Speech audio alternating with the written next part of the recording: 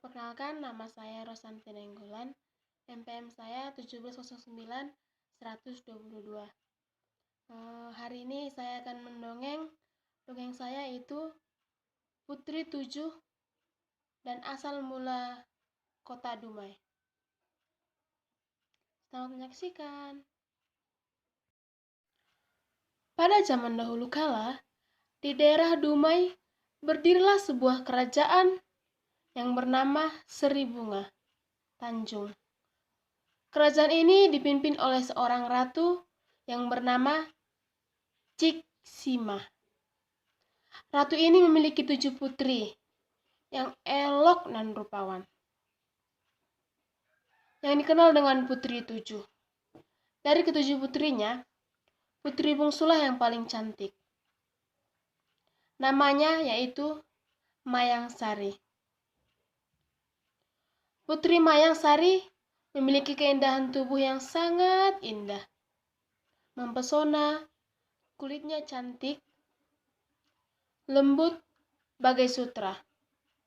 Wajahnya elok bagai bulan purnama. Bibirnya merah bagai delima. Aslinya bagaikan semut beringin. Alisnya bagaikan semut beringin. Rambutnya yang panjang, ikal terurai, bagaikan mayang. Karena itu, sang putri juga dikenal dengan sebutan Mayang Mengurai. Pada suatu hari, ketujuh putri itu pergi mandi ke Lubuk Umbai. Karena asik berendam dan bercanda tawa, mereka tidak mengetahui bahwa mereka sedang dipantau oleh beberapa pasang mata, yang ternyata adalah Pangeran Empang Kuala dan para pengawalnya yang tidak sengaja lewat dari tempat tersebut. Mereka mengamati ketujuh putri tersebut dari balik semak-semak secara diam-diam. Sang pangeran terpesona melihat kecantikan salah satu putri, yang lain adalah Putri Mayang Sari. Tanpa disadari, Pangeran Empang Kuala pun bergumai lirih. Gadis cantik Lubuk Umai, cantik di Umai, ya di Umai, di Umai. Kata itu terus terucap dalam hati Pangeran Empang Kuala. Rupanya sang pangeran jatuh cinta kepada sang putri. Karena itu, sang pangeran berniat untuk melamarnya. Beberapa hari kemudian pun, sang pangeran mengirim utusan untuk meminang putri itu, yang diketahuinya bernama Putri Mayang Sari. Utusan tersebut mengantarkan tepak sirih sebagai pinangan adat kebesaran raja kepada keluarga kerajaan Seri Bunga Tanjung. Pinangan itu pun disambut oleh Ratu Ciksima dengan kemuliaan adat yang berlaku di kerajaan Seri Bunga Tanjung. Sebagai balasan pinangan Pangeran Empang Kuala, Ratu Ciksima pun mengunjungi tinggi adat kerajaan, yaitu mengisi pinangan dan gambir pada combal paling besar di antara 7 combal yang ada di dalam tepak itu.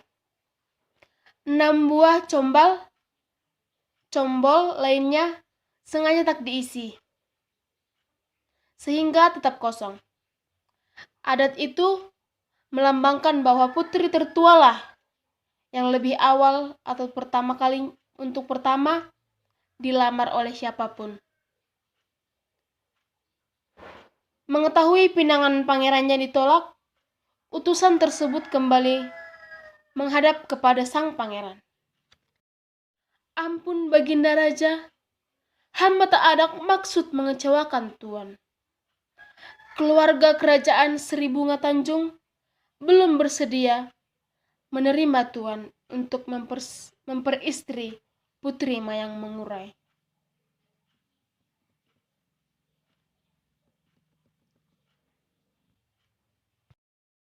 Karena rasa malu pun yang amat sangat, sang pangeran pun tak lagi peduli dengan adat yang berlaku di negeri Seri Bunga Tanjung.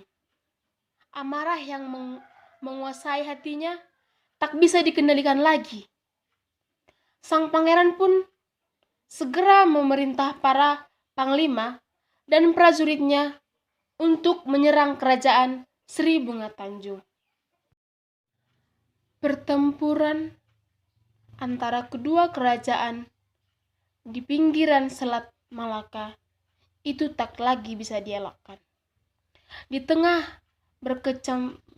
berkecamuknya perang tersebut, Ratu Ciksima segera melarikan ketujuh putrinya ke dalam gua, menyembunyikan mereka di dalam sebuah lubang yang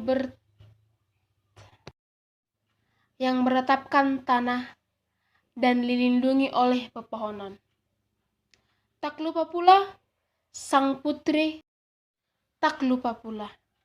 sang ratu membekali ketujuh putrinya makanan yang cukup banyak untuk 3 bulan ke depan.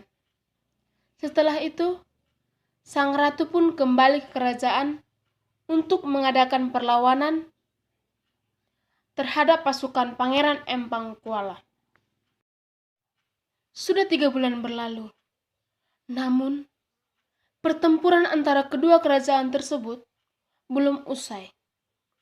Setelah memasuki bulan keempat, pasukan Ratu Ciksima semakin terdesak dan tak berdaya. Akhirnya, negeri Seri Bunga Tanjung dihancurkan. Rakyatnya banyak yang tewas melihat negerinya hancur dan tak berdaya.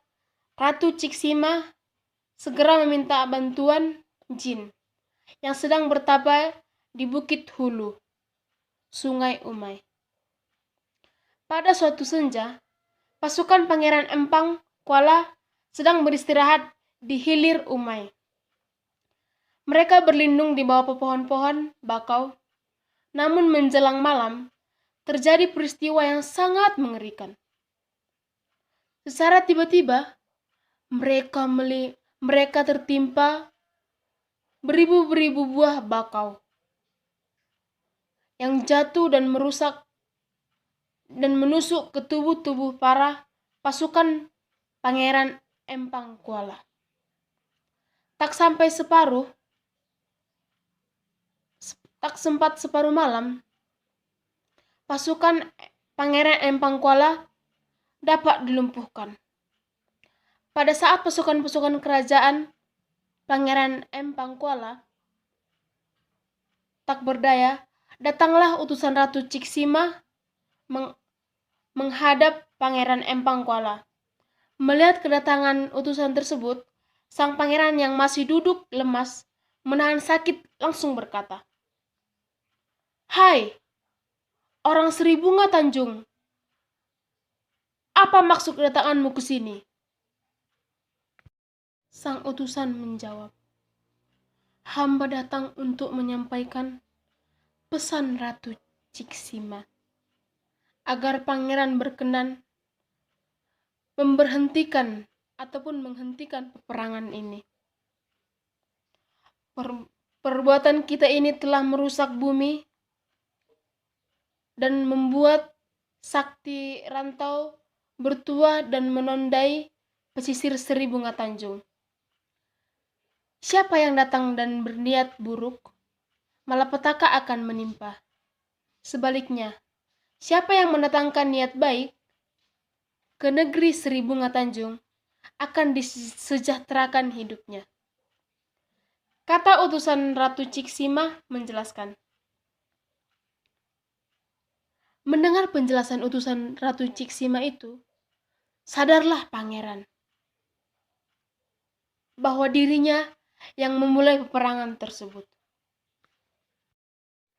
Pangeran langsung memerintahkan seluruh pasukannya agar pulang ke negeri Empang Kuala. Keesokan harinya, Ratu Ciksima pun bergegas mendatangi tempat persembunyian ketujuh putrinya tersebut. Alangkah terkejutnya Ratu Sima, karena ketujuh putrinya dalam keadaan tak bernyawa. Mereka mati karena haus dan lapar. Ternyata Cik Sima lupa kalau bekal yang disediakannya hanya cukup untuk 3 bulan. Sedangkan peperangan antara Ratu Ciksima dan Pangeran Empang Kuala berlangsung sampai 4 bulan. Akhirnya, karena tak kuat menahan kesedihan atas kematian 7 putrinya, maka Ratu Ciksima pun jatuh sakit, dan tak lama kemudian ia pun meninggal dunia.